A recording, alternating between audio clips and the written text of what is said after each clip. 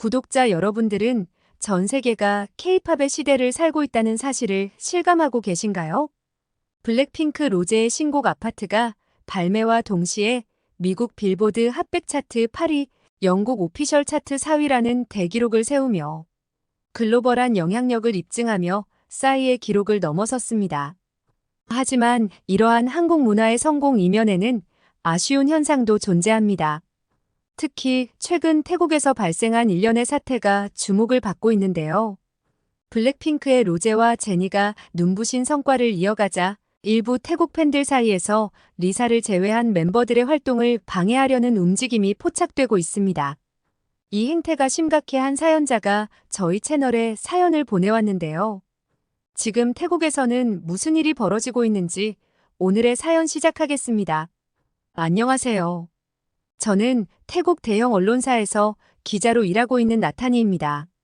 한국이란 나라가 제 인생에서 이토록 큰 의미를 가질 거라고는 상상도 못했습니다. 처음엔 그저 태국의 이웃 국가 중 하나였고 간간히 들려오는 드라마나 음악 소식도 그저 스쳐 지나가는 문화현상 정도로만 여겼죠. 제가 담당하는 국제뉴스 코너에서도 한국은 늘 후순위였어요. 정치적으로 중요한 미국이나 경제대국 중국의 소식이 우선이었죠. 최근에는 한국의 불법 체류자 단속 강화로 많은 태국인들이 강제 출국당하면서 양국 관계가 급격히 냉각됐습니다. SNS에서는 한국 여행 보이콧 해시태그가 트렌드에 오르고 한국 제품 불매 운동까지 벌어졌어요. 이런 민감한 이슈들을 다루다 보니 한국에 대한 부정적인 시선이 자연스레 생겼던 것 같네요. 하지만 최근 제 주변에서 일어나는 변화를 무시할 수 없게 됐습니다. 특히 저희 언론사 신입 기자들 사이에서 한국 문화가 대화의 중심이 되고 있어요. 점심시간마다 그들은 블랙핑크의 새 뮤직비디오를 보며 열띤 토론을 벌이고 한국어 스터디 그룹까지 만들었더군요. 처음엔 그저 일시적인 유행이려니 했습니다. 태국에도 훌륭한 아티스트들이 많은데 왜 하필 한국 아이돌에 이토록 열광하는지 이해할 수 없었어요. 심지어 어떤 후배는 한국 화장품을 사기 위해 매달 생활비의 절반을 써버린다며 자랑스레 이야기하는데 그때마다 고개를 절레절레 젓곤 했죠. 특히 블랙핑크의 리사가 태국 출신이라는 이유로 주변의 반응이 더욱 과열되는 것 같았습니다. 취재 현장에서 만난 10대들은 리사를 마치 신과 같이 떠받들었고 SNS에는 리사를 태국의 자존심이라 부르는 글들이 넘쳐났어요. 그러던 어느 날 사무실에서 충격적인 장면을 목격했습니다. 평소처럼 커피를 들고 스포츠 부서를 지나가던 중이었어요. 막내 기자의 모니터가 눈에 들어왔죠. 평소 밝고 친절하던 그녀의 표정이 이상하게 일그러져 있었고 마우스를 과격하게 클릭하며 무언가에 화가 난 듯 했습니다. 호기심에 잠시 걸음을 멈추고 모니터를 살펴봤어요. 로제의 솔로곡 아파트 뮤직비디오였습니다. 영상 자체는 아름다웠지만 그녀는 입술을 깨물며 댓글창에 손가락을 바쁘게 움직이고 있었죠. 태국의 리사를 무시하나? 로제는 뉴질랜드로 돌아가라는 내용의 영어 댓글을 작성하고 있었고 이미 비슷한 댓글을 수십 개나 달아놓은 상태였어요. 커피잔을 들고 있던 제 손에 힘이 들어갔습니다. 옆자리 선배의 모니터에도 같은 영상이 재생되고 있었고 그는 싫어요 버튼을 연신 누르고 있었죠. 사무실 한켠에선 몇몇 기자들이 모여 리사의 솔로 데뷔가 늦춰진 것에 대해 분노에 찬 목소리로 이야기를 나누고 있었습니다. 햇살이 따스하게 내리쬐던 오후 편집장실에서 저를 부르는 목소리가 들렸습니다. 평소 엄격하기로 유명한 편집장의 얼굴에는 수심이 가득했어요. 그의 책상 위에는 태국 내 K-팝 팬덤 문화의 부작용을 다룬 여러 기사들이 펼쳐져 있었고 그 중에는 제가 쓴 북한 관련 기사도 있었죠. 편집장은 제 기사를 손가락으로 가리키며 날카로운 시선으로 저를 바라봤습니다. 북한 문제를 객관적으로 잘 다룬 제 필력이면 이번 K-팝 팬덤 현상도 균형 잡힌 시각으로 다룰 수 있을 거라고 했어요. 처음엔 이런 가벼운 주제보다 더 중요한 국제 이슈가 많다고 생각했지만 편집장의 진지한 표정을 보며 마음이 달라졌습니다. 사무실로 돌아오는 길에 휴대폰을 켜자 SNS에는 여전히 로제를 비난하는 글들이 가득했어요. 제 동생뻘인 후배 기자는 리사의 새 광고 포스터 앞에서 열광적으로 사진을 찍고 있었고, 옆자리 선배는 리사의 솔로 앨범을 재생하며 다른 멤버들의 활동을 비하하는 댓글을 달고 있었습니다. 자리에 앉아 컴퓨터를 켜며 취재 계획을 세우기 시작했어요. 이상하게 꼬여가는 팬덤 문화, 그리고 그 이면에 숨겨진 진실을 파헤쳐야겠다는 사명감이 생겼습니다. 첫 취재지는 방콕 중심가의 한 고등학교였습니다. 표절 논란에 휩싸인 리사의 라리사 뮤직비디오가 공개된 다음 날이었죠. 학교 복도를 걷는 동안 귓가에는 리사의 노래가 끊임없이 울려 퍼졌어요. 교실로 들어서자마자 눈에 띈 것은 뒤편 벽을 가득 메운 리사의 포스터였습니다. 그 옆으로 찢겨진 제니의 화보가 쓰레기통에 버려져 있었죠. 한 학생은 제니의 사진이 든 필통을 창밖으로 던지며 리사만이 진정한 블랙핑크라고 외쳤어요. 교사들은 이런 행동을 말리기는커녕 오히려 조장하는 듯 했습니다. 점심시간 급식실에서는 더 충격적인 장면이 펼쳐졌어요. 학생들은 리사의 표절 의혹을 제기한 해외 매체의 기사를 찢으며 분노했고, 누군가는 트래비스 스콧의 SNS에 들어가 악성 댓글을 달고 있었습니다. 심지어 일부 학생들은 로제의 고향인 뉴질랜드 국기를 그린 뒤 밟는 퍼포먼스를 하기도 했죠. 하교 시간 학교 앞 카페에서 만난 한 교사는 한숨을 쉬며 최근 상황을 전했어요. 리사를 제외한 블랙핑크 멤버들의 솔로 활동이 시작되자 학생들의 분위기가 심상치 않게 돌변했다고 합니다. 특히 로제의 솔로곡이 빌보드 차트에서 성공을 거두자 학생들 사이에서 조직적인 공격이 시작됐다는 거죠. 이런 현상은 비단 학교뿐만이 아니었습니다. SNS에서는 리사 왜 블랙핑크 보이콧 해시태그가 연일 실시간 트렌드에 올랐고, 유명 쇼핑몰에서는 리사 외 멤버들의 화보가 실린 잡지를 불태우는 영상까지 올라왔어요. 저녁 무렵 지하철역으로 향하는 길에 휴대폰이 진동했습니다. 속보 알림이었죠. 화면을 켜자마자 눈을 의심할 수밖에 없었어요. 시안파라곤 백화점 외벽에 설치된 로제의 화장품 광고판이 검은 페인트로 훼손됐다는 내용이었습니다. 현장으로 달려갔을 때는 이미 경찰들이 노란 테이프를 둘러치고 있었어요.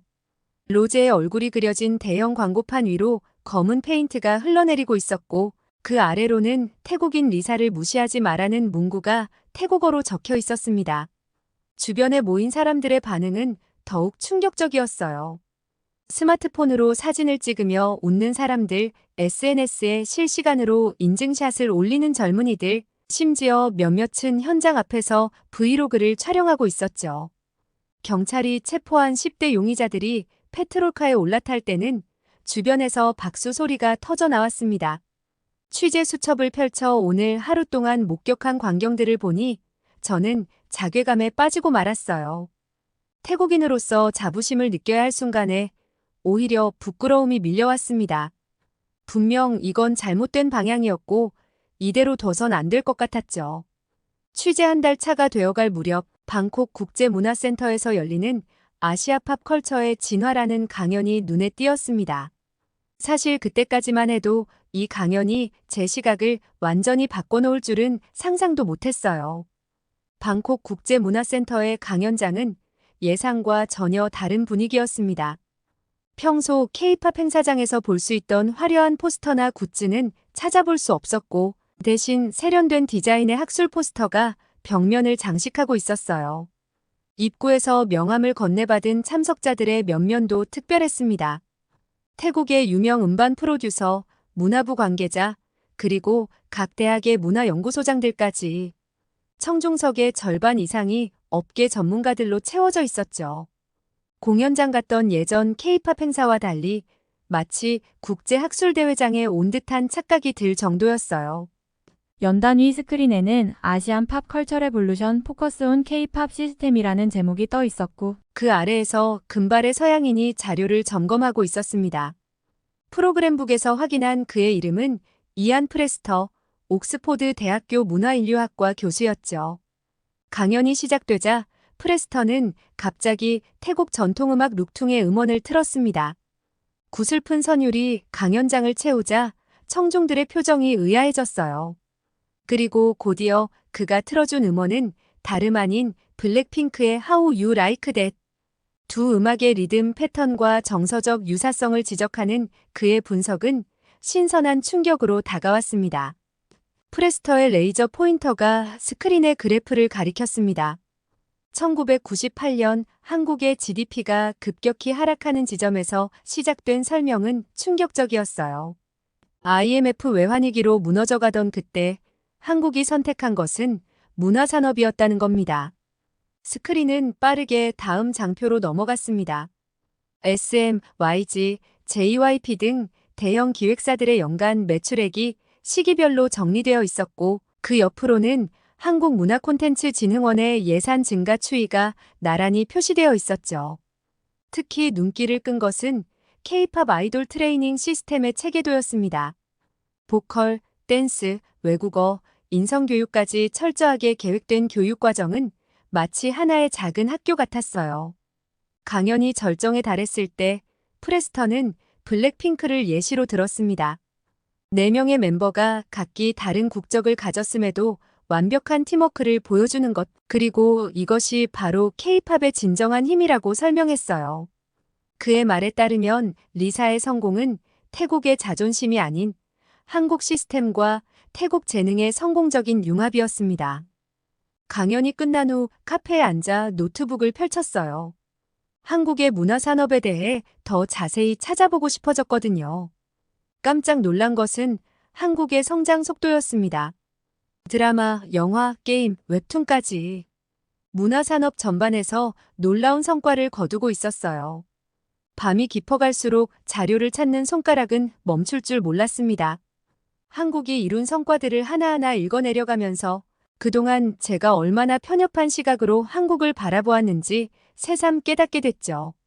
태국 팬들의 무분별한 행동을 보며 느꼈던 부끄러움은 이제 한국 문화를 제대로 이해하지 못했던 저 자신을 향한 부끄러움으로 바뀌어 갔습니다. 강연 다음 날 기자로서의 본능이 저를 이끌고 있었습니다. 태국 최대 K-팝 팬 커뮤니티를 다시 찾았어요. 이번에는 단순히 현상을 관찰하는 것이 아닌 더 깊은 이해를 위해서였습니다. 그러던 어느 날 팬 커뮤니티 게시판을 보고 깜짝 놀랐어요. 그곳은 전쟁터를 방불케 했습니다. 빌보드 차트 소식을 전하는 기사마다 사재기다, 조작이다라는 댓글이 수백 개씩 달렸고 일부 이용자들은 로제의 국적을 거론하며 뉴질랜드로 돌아가라는 비난을 퍼부었습니다. 게시판을 내리던 손가락이 절로 멈췄습니다. 로제의 공식 팬카페 접속을 차단하자는 청원이 올라왔고 이미 수천 명의 서명이 모여 있었죠. 청원 작성자는 자신을 애국 시민이라 칭하며 태국의 자존심을 지키기 위해 리사를 제외한 블랙핑크 멤버들의 활동을 저지해야 한다고 주장했습니다. 특히 충격적이었던 건 제니의 최근 화보를 겨냥한 게시물이었어요. 누군가 제니의 화보를 정교하게 편집해 모욕적인 이미지를 만들었고 이 게시물은 순식간에 커뮤니티 인기글로 떠올랐습니다. 댓글창에는 그녀가 착용한 브랜드 불매 운동을 제안하는 글이 이어졌고 실제로 해당 브랜드의 태국 매장 앞에서 시위를 조직하자는 움직임까지 일었죠. 이런 과격한 팬덤 문화를 직접 확인하기 위해 한 여고생의 집을 방문했습니다.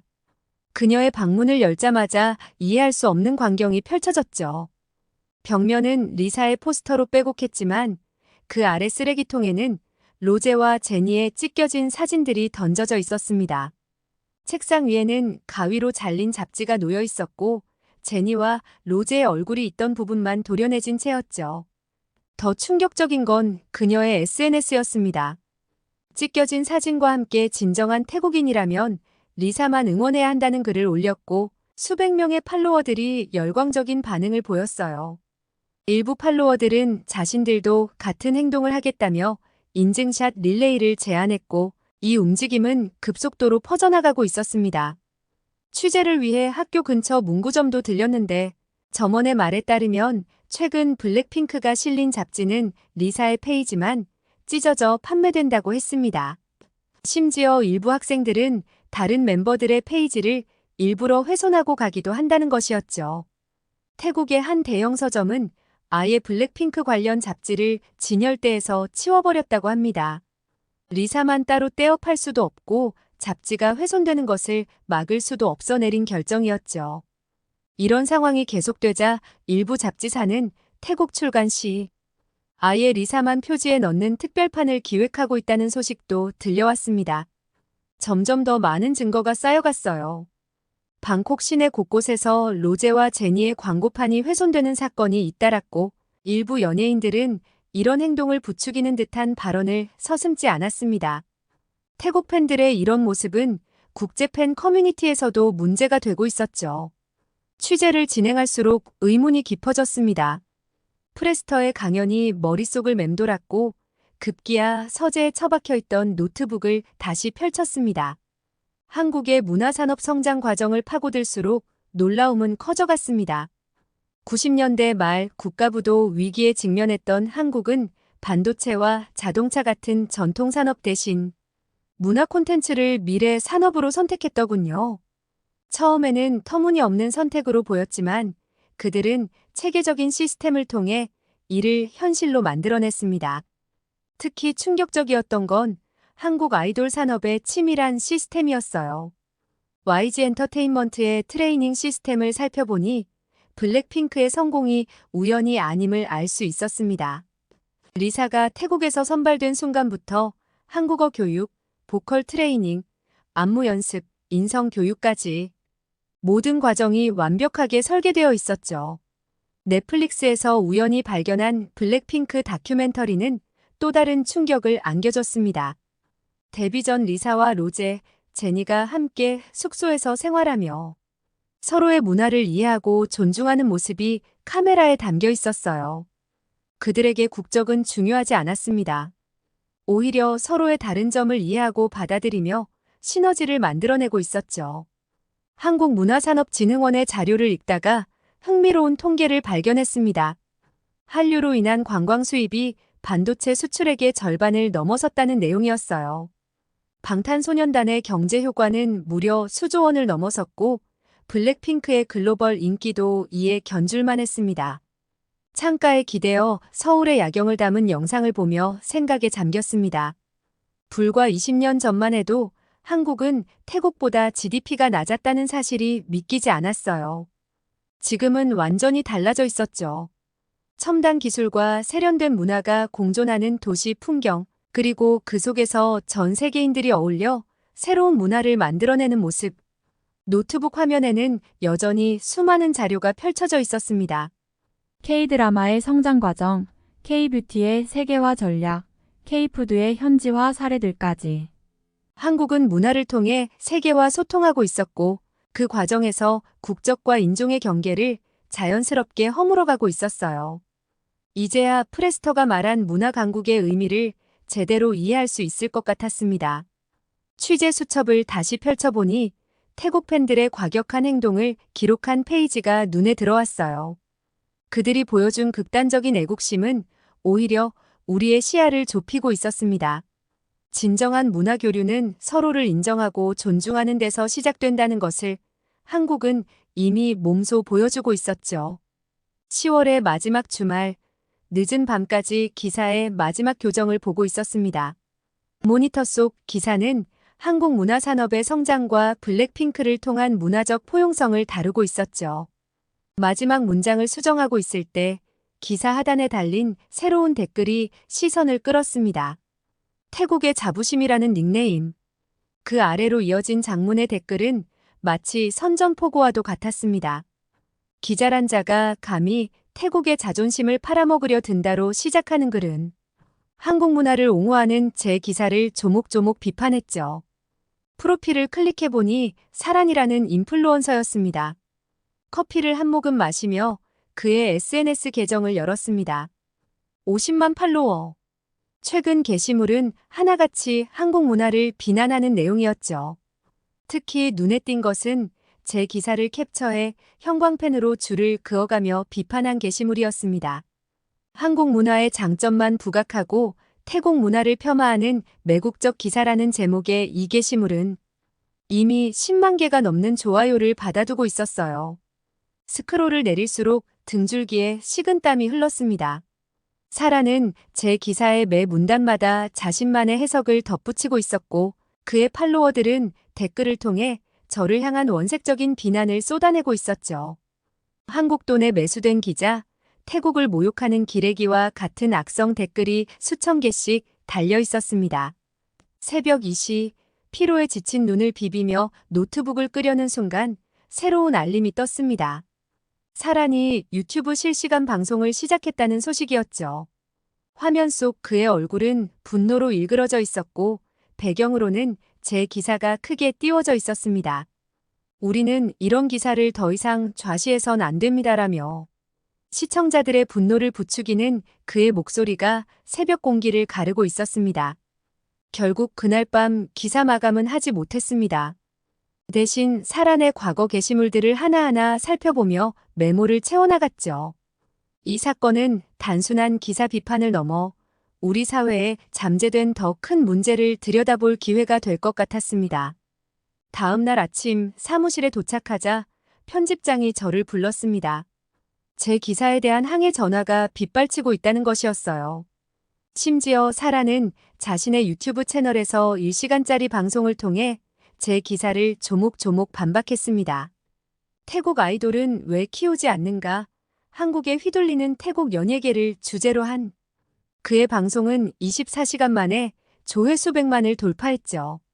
사라는 여기서 그치지 않았습니다. 한국 문화를 배척하자는 캠페인을 시작했고 그의 영향력은 무시할 수 없는 수준이었어요. 방콕의 한 쇼핑몰에서는 한국 브랜드 불매 운동이 벌어졌고 일부 학교에서는 한국어 수업 폐지를 검토한다는 소식도 들려왔습니다. 상황이 심각해지자 직접 사란을 만나기로 했습니다. 그의 사무실은 예상과 달리 작고 어두웠어요. 사란의 사무실은 방콕 외곽의 허름한 빌딩 3층에 있었습니다. 좁은 엘리베이터를 타고 올라가는 동안 준비해온 질문들을 마음속으로 되뇌었죠. 하지만 문을 열자마자 예상과는 전혀 다른 광경이 펼쳐졌습니다. 벽면에는 2년 전 한국의 한 예능 프로그램 포스터가 붙어 있었어요. 포스터 속 사라는 지금과는 달리 환한 미소를 짓고 있었습니다. 하지만 그 포스터 위로 붉은 매직으로 크게 X자가 그어져 있었고 찢겨진 자국도 역력했죠. 그 뒤로 한국 예능에서 태국인들이 어떻게 그려지는지 유심히 봤어요. 사란의 목소리가 점점 떨렸습니다. 태국 전통 음식을 먹방하며 과장되게 리액션하는 모습, 태국어 발음을 희화화하는 장면들. 그가 수집한 영상 속에는 태국을 우스꽝스럽게 묘사하는 순간들이 가득했어요. 리사가 성공하는 걸 보며 더 화가 났죠. 책상 위에는 리사의 데뷔 무대 사진이 놓여 있었습니다. 왜 그들은 리사는 인정하면서 다른 태국인들은 차별하는 걸까? 이해할 수 없었어요. 침묵이 이어졌습니다. 사란의 눈가에 맺힌 눈물을 보며 그의 분노가 단순한 질투가 아닌 깊은 상처에서 비롯되었음을 알 수 있었어요. 하지만 동시에 그의 상처가 또 다른 상처를 만들어내고 있다는 사실도 분명했습니다.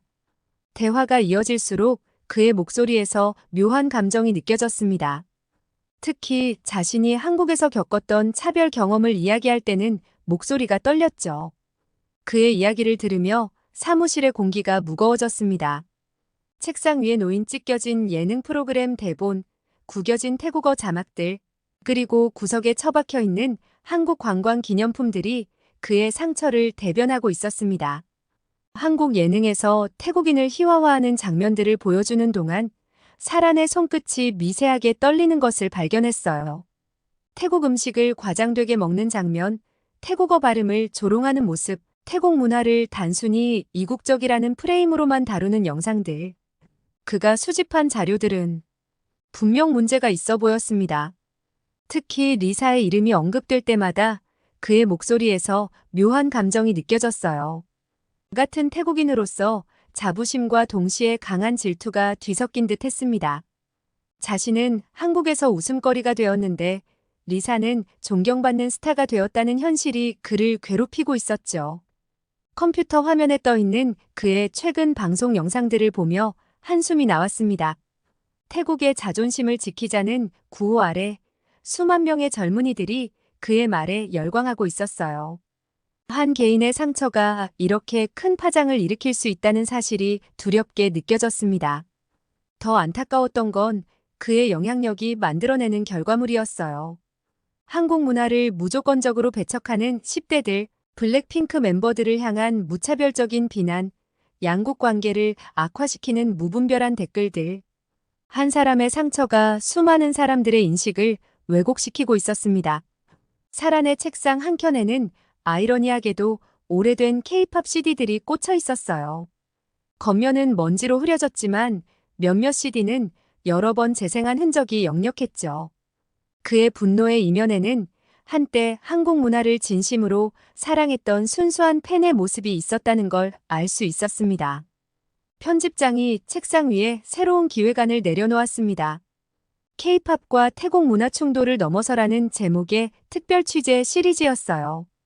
12월 말부터 1월 초까지 2주간 한국의 연예기획사들과 문화산업 현장을 직접 취재할 기회를 주겠다는 내용이었습니다. 기획안을 읽어내려가는 동안 심장이 빠르게 뛰었습니다.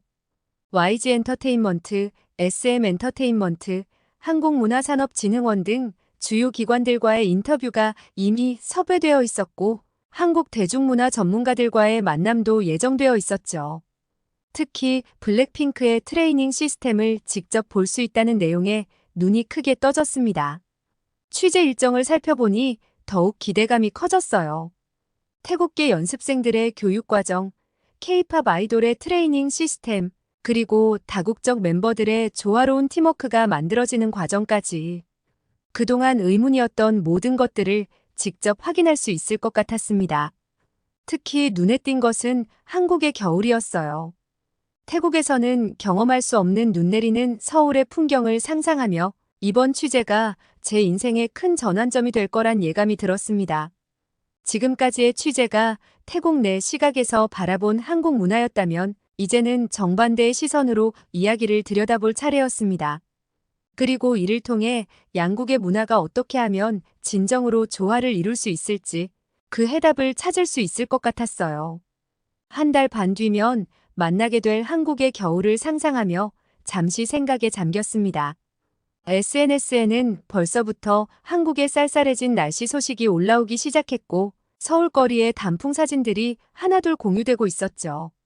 태국에서는 경험할 수 없는 겨울이 그곳에서 저를 기다리고 있다는 생각에 설렘이 밀려왔습니다. 취재 수첩을 다시 한번 펼쳐보았어요. 지난 몇 달간의 기록들이 빼곡히 적혀 있었습니다.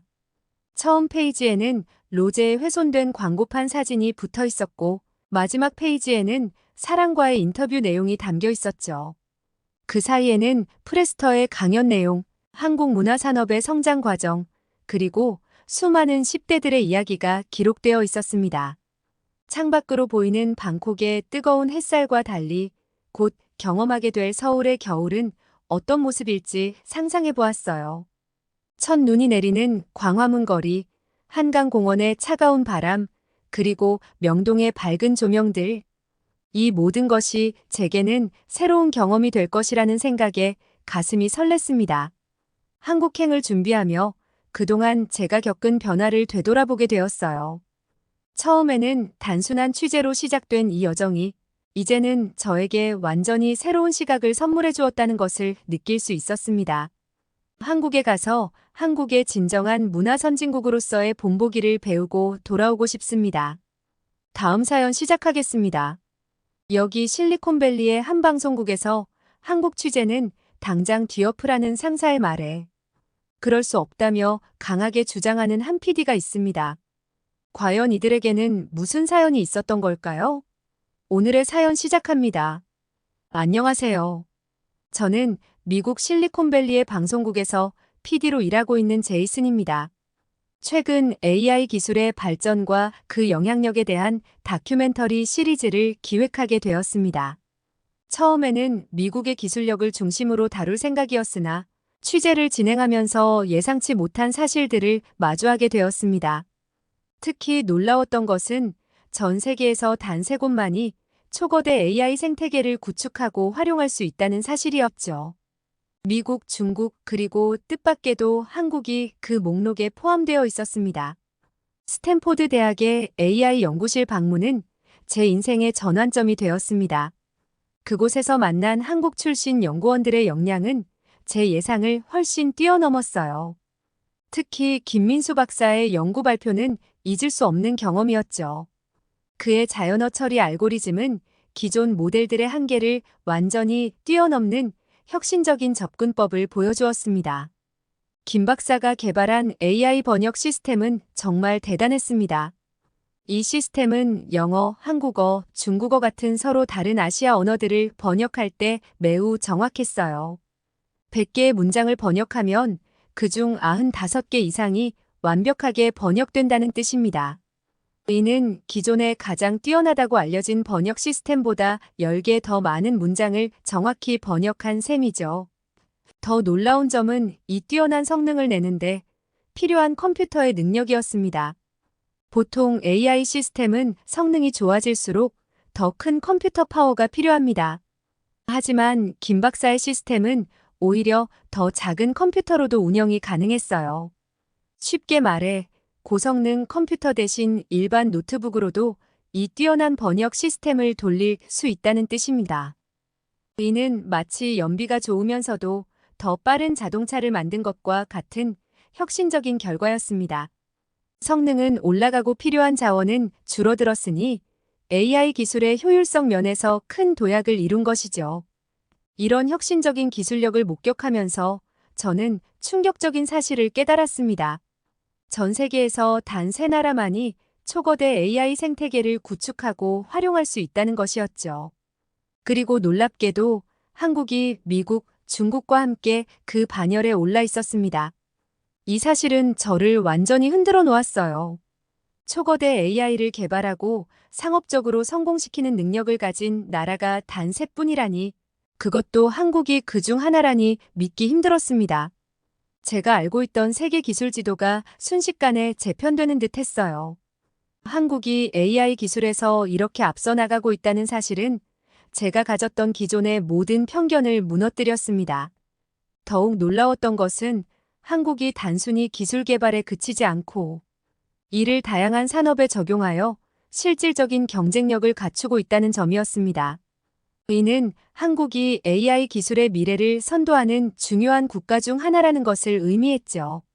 이로 인해 한국의 AI 기술 현황이 궁금해졌고 그들이 어떻게 이런 수준에 도달할 수 있었는지 알고 싶어지는 계기가 되었어요. 특히 한국이 어떻게 미국, 중국과 어깨를 나란히 하며 초거대 AI를 개발하고 상업화에 성공했는지, 그리고 이를 통해 다양한 산업에서 어떻게 경쟁력을 발휘하고 있는지 직접 확인하고 싶었죠. 그래서 저는 상사를 설득해 한국 방문을 추진했습니다. 하지만 상사인 마이클은 제 의견에 회의적인 태도를 보였어요.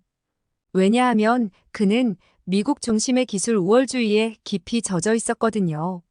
실리콘밸리가 세계 IT 산업의 중심이라는 굳건한 믿음을 가지고 있었죠. 그의 시각에서 한국은 단순히 미국의 기술을 모방하는 나라에 불과했고 독자적인 혁신을 이룰 수 있다고 생각하지 않았습니다. 또한 마이클은 비용 대비 효과를 중요하게 여겼어요. 그의 눈에는 한국까지 가서 취재를 하는 것이 불필요한 시간과 비용 낭비로 보였죠. 왜 굳이 먼 나라까지 가서 취재를 해야 하나? 우리 주변에 충분한 소재가 있지 않나? 라는 식의 의문을 제기했습니다. 더불어 마이클은 언어 장벽과 문화적 차이로 인해 효과적인 취재가 어려울 것이라 예상했어요. 한국어를 모르는 제가 어떻게 깊이 있는 인터뷰를 진행할 수 있을지, 또 문화적 차이로 인해 오해가 생기지는 않을지 우려했기 때문이었죠. 그러나 제가 준비한 자료를 통해 한국 AI 기술의 현주소와 그 잠재력, 그리고 이를 다룬 다큐멘터리의 독특성과 가치를 보여주자 그의 태도가 서서히 바뀌기 시작했어요. 한국의 AI 기술들이 실제로 적용된 사례들을 보며 한국 방문의 가치를 점점 인정하기 시작했죠. 한국 방문 취재에 대한 마이클의 허락을 받은 후 새로운 고민이 생겼습니다. 언어 장벽이 큰 문제로 다가왔죠. 한국의 AI 기술을 깊이 있게 취재하려면 전문적인 내용을 이해하고 소통할 수 있는 한국어 실력이 필요했습니다. 이 난관을 어떻게 극복할지 고민하고 있을 때 뜻밖의 도움의 손길이 나타났어요. 우리 방송국의 프로듀서 중 한 명인 민정이 제 고민을 듣고 자청해서 나섰습니다. 한국계 미국인 이세인 민정은 유창한 한국어 실력을 갖추고 있었죠. 그녀는 어렸을 때부터 부모님과 한국어로 대화하며 자랐고 대학에서도 한국학을 부전공으로 공부했다고 했어요. 민정은 단순한 통역사 이상의 역할을 해줄 수 있다고 자신했습니다. 그녀의 말에 따르면 한국의 문화와 관습에 대한 이해가 있어 더 심층적인 인터뷰와 취재가 가능할 거라고 했죠. 또한 그녀의 IT 분야에 대한 지식도 큰 도움이 될 것 같았습니다. 민정의 제안은 저에게 큰 안도감을 주었어요. 언어 문제뿐만 아니라 문화적 차이로 인한 오해나 실수를 줄일 수 있을 것 같았습니다. 게다가 한국계 미국인으로서 그녀가 가진 독특한 시각이 우리의 다큐멘터리에 새로운 깊이를 더해줄 수 있을 거란 기대도 생겼죠. 마이클도 민정의 합류에 긍정적인 반응을 보였습니다. 그는 민정의 참여로 취재의 질이 한층 높아질 것이라며 이제 이 프로젝트에 대해 더욱 확신을 갖게 되었다고 말했어요. 그렇게 저는 민정과 취재를 위해 한국으로 향하게 되었어요. 저는 인천공항에 도착하자마자 깜짝 놀라고 말았습니다. 로스앤젤레스 국제공항과는 완전히 다른 세상이 펼쳐졌기 때문이죠. 먼저 눈에 띈 것은 첨단 전자입국 시스템이었어요. 로스앤젤레스에서는 상상도 할 수 없을 만큼 빠르고 효율적인 입국 수속이 이루어지고 있었습니다. 로스앤젤레스 공항에서의 경험을 떠올리니 그 차이가 더욱 선명해졌어요. LA 공항은 항상 혼잡하고 시간이 오래 걸리는 곳으로 악명 높았죠. 티켓팅부터 보안 검색까지 모든 과정이 느리고 복잡했습니다. 심지어 일찍 도착해서 여유를 즐기겠다는 생각은 아예 하지 않는 것이 좋을 정도였어요. 반면 인천공항은 넓고 쾌적했습니다. 승객 수에 비해 공간이 충분해 보였고 곳곳에 편의 시설과 휴식 공간이 마련되어 있었죠. LA 공항에서는 커피 한 잔 마시기도 힘들었던 것과 달리 인천공항에는 다양한 카페와 레스토랑이 있어 편안하게 시간을 보낼 수 있었습니다. 특히 인상적이었던 것은 공항의 전반적인 분위기였어요. LA가 오래되고 낡은 느낌이었다면 인천공항은 현대적이고 세련된 모습이었습니다. 깨끗하고 정돈된 환경, 친절한 직원들, 그리고 곳곳에서 느껴지는 첨단 기술의 흔적들이 인상적이었죠. 민정이 말하길 인천공항은 여러 해 동안 세계 최고의 공항으로 선정되어 왔다고 해요. 그 말을 들으니 고개가 절로 끄덕여졌습니다. LA와 비교하자면 마치 과거와 미래를 오가는 듯한 느낌이었죠. 이런 첫인상은 한국의 기술력에 대한 저의 기대를 한층 더 높여주었습니다. 이제 한국의 AI 기술이 어떤 수준일지 더욱 기대되기 시작했어요. 공항에서의 놀라운 경험은 시작에 불과했습니다. 네이버 본사를 방문했을 때 저는 또 한 번 충격을 받았습니다. 그들이 자체적으로 개발한 대규모 언어 모델의 성능은 제가 알고 있던 어떤 시스템보다도 뛰어났어요. 특히 한국어에 특화된 AI 시스템의 정확도와 자연스러움은 경이로울 정도였습니다. 카카오의 AI 연구소에서도 비슷한 경험을 했습니다. 그들의 AI 챗봇은 한국어 뉘앙스를 완벽하게 이해하고 대응했어요. 심지어 한국 특유의 유머나 관용구까지 자연스럽게 구사하는 모습을 보고 저는 말문이 막혔습니다. 한국 기업들의 빠른 기술 도입과 실용화 능력은 정말 놀라웠어요. 연구실에서 개발된 기술이 몇 개월 만에 실제 서비스로 구현되는 모습을 보며 미국의 기업들과는 다른 접근 방식에 감탄했습니다. 그들은 완벽을 추구하기보다는 빠르게 시도하고 개선하는 전략을 취하고 있었죠. 그러나 동시에 이런 한국의 급속한 발전이 미국의 기술력에 위협이 될 수 있다는 생각이 들기 시작했습니다. 특히 아시아 시장에서 한국 기업들의 영향력이 점점 커지고 있다는 사실을 알게 되었을 때 약간의 불안감이 생겼어요. 미국 기업들이 여전히 글로벌 시장을 주도하고 있지만 한국 기업들의 성장 속도와 혁신 능력을 보면 그 격차가 빠르게 좁혀질 수 있겠다는 생각이 들었습니다. 특히 한국어, 중국어 등 아시아 언어에 대한 이해도가 높은 한국의 AI 시스템들이 아시아 시장을 장악할 가능성이 커 보였죠. 이런 생각들이 머릿속을 스쳐 지나가면서 저는 이번 취재가 단순히 한국의 AI 기술을 소개하는 것을 넘어 글로벌 AI 경쟁 구도의 변화를 예고하는 중요한 작업이 될 수 있겠다는 확신이 들었습니다. 동시에 미국 기업들도 이러한 변화에 어떻게 대응해야 할지에 대한 고민이 시작되었어요. 이러한 생각들을 정리하면서 저는 옆에 있던 민정에게 제 의견을 털어놓았습니다. 그녀는 주의 깊게 경청하더니 흥미로운 관점을 제시했어요. 제이슨, 당신의 관찰이 정확해요. 하지만 이걸 위협으로만 볼 필요는 없을 것 같아요. 오히려 협력의 기회로 볼 수도 있지 않을까요? 민정의 말에 저는 잠시 생각에 잠겼습니다. 그녀의 시각은 제가 미처 생각하지 못한 부분을 짚어주었어요. 민정은 계속해서 설명했습니다. 한국과 미국의 기술력이 만나면 더 큰 시너지를 낼 수 있을 거예요. 양국의 장점을 결합하면 글로벌 AI 발전에 큰 도움이 될 수 있죠. 그녀의 말을 들으며 저는 민정의 균형 잡힌 시각과 통찰력에 감탄했습니다. 한국계 미국인으로서 그녀는 양국의 문화와 기술을 모두 이해하고 있었고 그 덕분에 더 넓은 관점에서 상황을 바라볼 수 있었던 것 같아요. 다음 날 우리는 서울의 한 AI 스타트업 허브를 방문했습니다. 그곳에서 민정은 유창한 한국어로 현지 개발자들과 대화를 나누며 제가 놓칠 뻔한 중요한 정보들을 캐치해냈어요. 그녀의 전문성과 언어 능력이 빛을 발하는 순간이었죠. 점심시간 우리는 근처 한 식당에서 식사를 했습니다. 민정이 한국 음식의 종류와 먹는 방법을 설명해주는 모습이 무척 귀여워 보였어요. 문득 이 취재 여행이 끝나고 나면 그녀가 그리워질 것 같다는 생각이 들었죠. 하루의 일정을 마치고 호텔로 돌아가는 길 민정이 제안했습니다. 내일은 좀 일찍 나가서 서울의 아침을 경험해보는 건 어때요? 한강공원에서 조깅도 하고 현지인들의 일상을 볼 수 있을 거예요. 그녀의 제안에 저도 모르게 미소가 지어졌고 가슴이 살짝 뛰는 것을 느꼈습니다.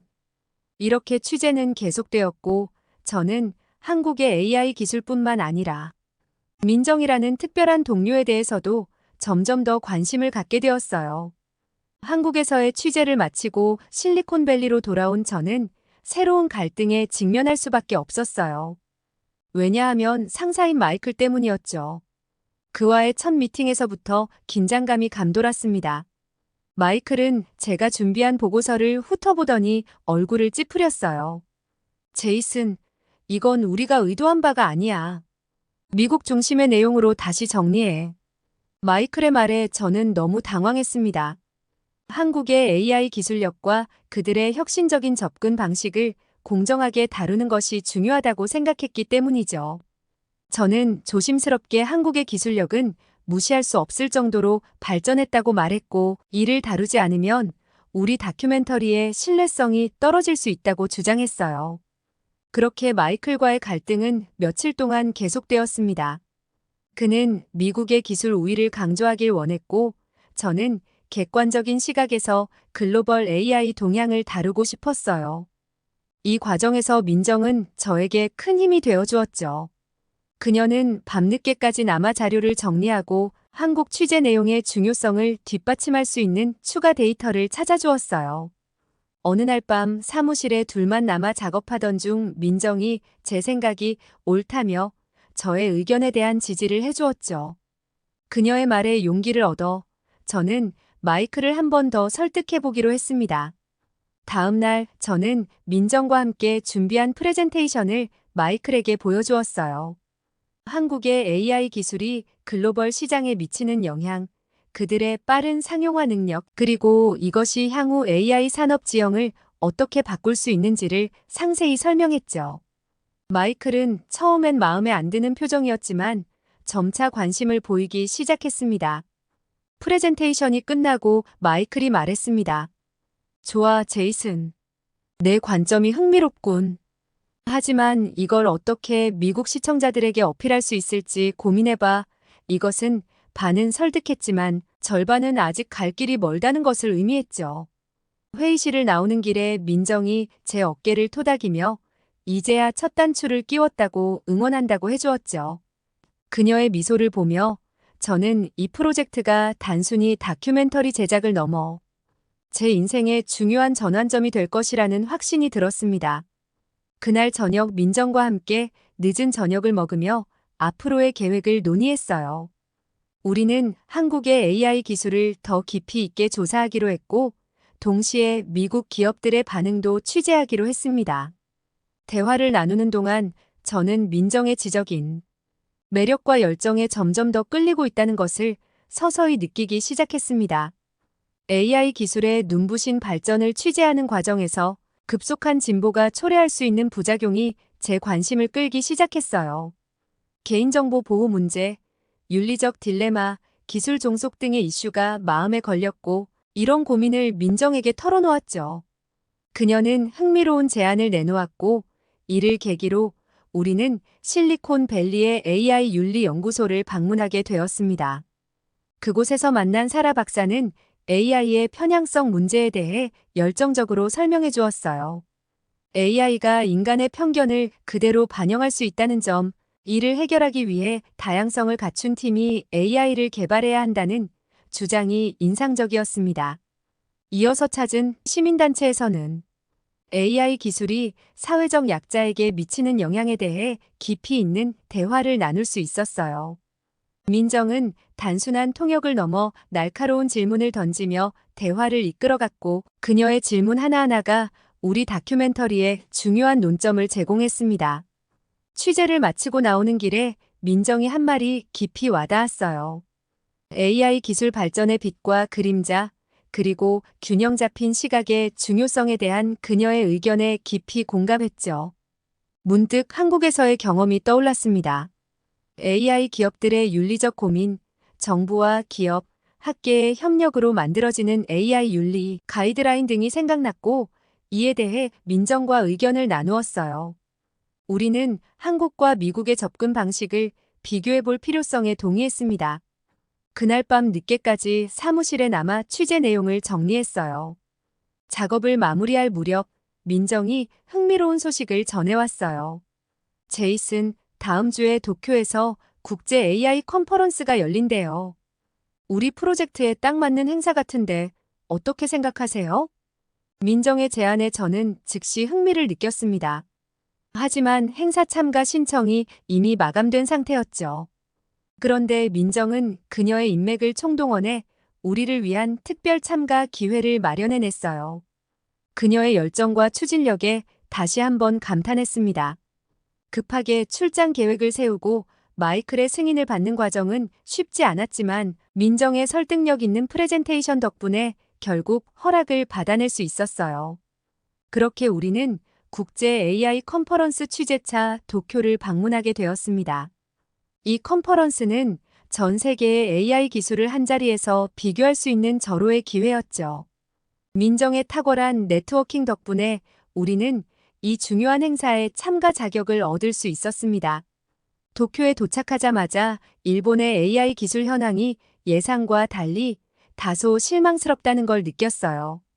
과거 전자제품 강국이었던 일본이 AI 분야에서는 뒤처지고 있다는 사실이 놀라웠습니다. 반면 한국 기업들의 부스는 항상 사람들로 붐볐어요. 특히 인상적이었던 건 한국의 AI 기술이 실생활에 빠르게 적용되는 모습이었습니다. 삼성과 LG의 AI 가전제품들은 일본 제품들과는 차원이 달랐어요. 음성인식의 정확도, 사용자 맞춤형 서비스, 에너지 효율성 등 모든 면에서 압도적이었죠. 더욱 놀라웠던 건 일본 전 국민이 사용하는 메신저 앱 라인이 사실 한국의 네이버에서 개발했다는 사실이었습니다. 일본인들의 일상에 깊숙이 파고든 이 앱은 한국 AI 기술의 저력을 보여주는 대표적인 사례였어요. 라인의 AI 기반 서비스들이 일본 사용자들의 높은 만족도를 이끌어내고 있다는 점이 인상적이었습니다. 네이버와 카카오의 AI 플랫폼 발표에서는 청중들의 탄성이 터져 나왔습니다. 그들의 자연어 처리 기술과 추천 알고리즘의 정확도는 구글이나 아마존과 견줄만 했어요.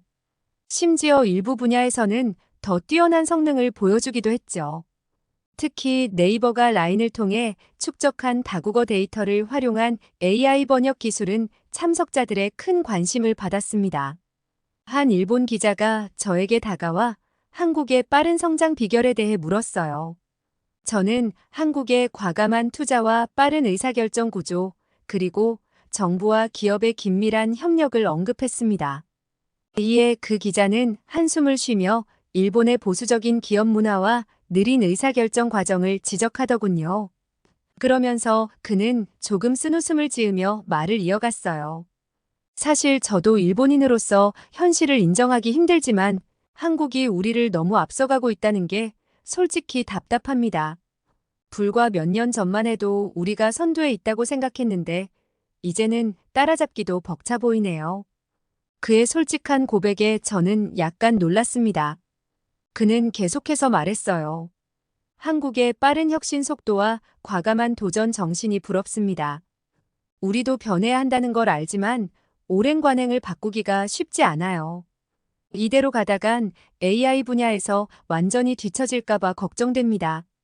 이 일본 기자의 솔직한 심정은 한국과 일본의 기술 격차가 얼마나 벌어졌는지를 실감하게 해주었습니다. 동시에 한국의 AI 기술력이 세계적으로 인정받고 있다는 사실을 다시 한번 확인하는 계기가 되었어요. 이 일본 기자의 솔직한 심정을 들으며 문득 한 가지 아이디어가 떠올랐습니다. 민정에게 다가가 조용히 말을 걸었어요. 민정, 우리 이번 기회에 한국에 가서 마지막으로 심층 취재를 해보는 게 어떨까요? 일본과 한국의 IT와 AI 기술 발전의 차이를 좀 더 자세히 들여다보면 좋을 것 같아요. 민정은 눈을 반짝이며 동의했습니다. 정말 좋은 생각이에요, 제이슨. 특히 일본이 전자기기 강국이라는 건 미국 사람들도 잘 알고 있잖아요. 그런데 AI 분야에서 한국이 앞서가는 모습을 보여주면 시청자들이 굉장히 흥미로워할 거예요. 그녀의 말에 고개를 끄덕이며 덧붙였습니다. 맞아요.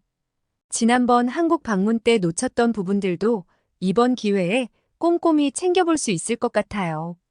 예를 들어 한국 기업들이 어떻게 그렇게 빠르게 AI 기술을 실생활에 적용할 수 있었는지, 또 정부의 지원 정책은 어떤 역할을 했는지 등을 더 깊이 파고들어보고 싶어요. 민정은 흔쾌히 동의하며 말했습니다. 좋아요. 제가 지금 바로 한국의 주요 AI 연구소들과 기업들에 연락해 볼게요. 우리가 오기로 했다고 하면 분명 좋은 기회를 마련해 줄 거예요.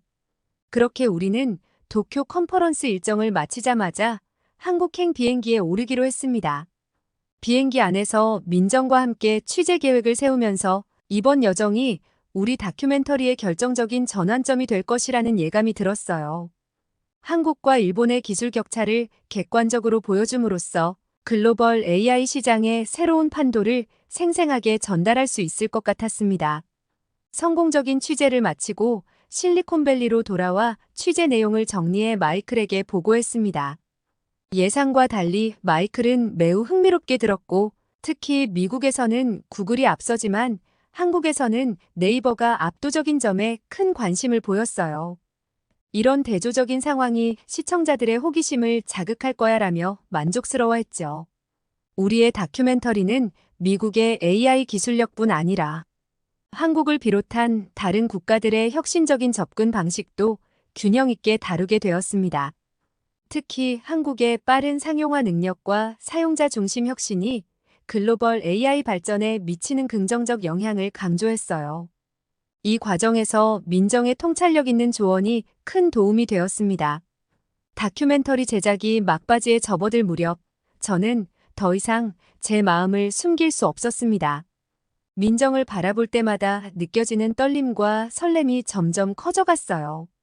용기를 내어 그녀를 한국 레스토랑으로 저녁 식사에 초대했습니다. 레스토랑의 은은한 조명 아래 민정의 눈동자가 유난히 빛나 보였어요. 그동안 함께 겪었던 순간들이 주마등처럼 스쳐 지나갔습니다. 도쿄에서의 열정적인 토론, 서울에서 밤늦게까지 이어진 취재, 그리고 수많은 순간 느꼈던 그녀의 따뜻한 배려와 지지, 와인 잔을 들며 깊은 숨을 내쉬었습니다. 제 심장은 마치 첫 방송 전처럼 쿵쾅거렸어요. 마침내 입을 열었습니다. 민정, 당신과 함께한 시간들이 제 인생에서 가장 특별했어요. 처음엔 단순한 동료로 시작했지만 지금은 당신을 볼 때마다 제 마음이 두근거려요. 당신의 지혜, 열정, 그리고 따뜻함에 점점 더 깊이 빠져들고 있어요. 이제는 더 이상 숨기고 싶지 않아요. 당신에 대한 제 감정은 단순한 동료애를 넘어섰다는 걸 고백하고 싶어요. 말을 마치자 숨막히는 침묵이 흘렀습니다. 민정의 표정을 읽으려 애쓰며 제 고백이 우리의 관계를 해치지는 않았을지 걱정되기 시작했어요. 그때 민정의 눈가에 눈물이 맺히는 것을 보았죠. 민정의 눈가에 맺힌 눈물을 보며 제 가슴이 철렁 내려앉았습니다. 하지만 곧 그녀의 입가에 미소가 번졌고 떨리는 목소리로 말했어요. 제이슨, 저도 같은 마음이에요. 당신과 함께한 모든 순간이 특별했어요. 저도 이미 오래전부터 당신을 동료 이상으로 생각하고 있었어요. 그 순간 시간이 멈춘 것만 같았습니다. 우리는 서로를 바라보며 미소 지었고 자연스럽게 손을 맞잡았어요.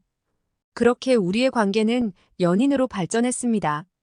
이후 우리의 삶은 더욱 풍성해졌습니다.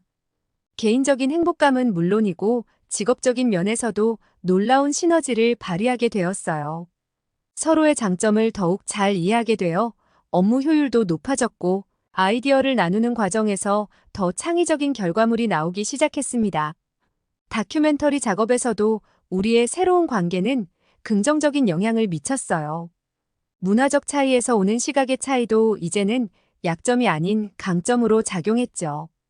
우리의 관계는 단순히 개인적인 행복을 넘어 서로의 성장과 발전을 이끄는 원동력이 되었습니다. 함께 일하고 함께 꿈꾸며 서로를 지지하는 과정에서 우리는 각자 더 나은 버전의 자신으로 성장해 나갔습니다. 한국으로 인해 그녀와 특별한 인연으로 발전하게 되어 너무 기쁘고 고맙습니다. 재밌게 들으셨나요? 그럼 다음 사연 시작하겠습니다.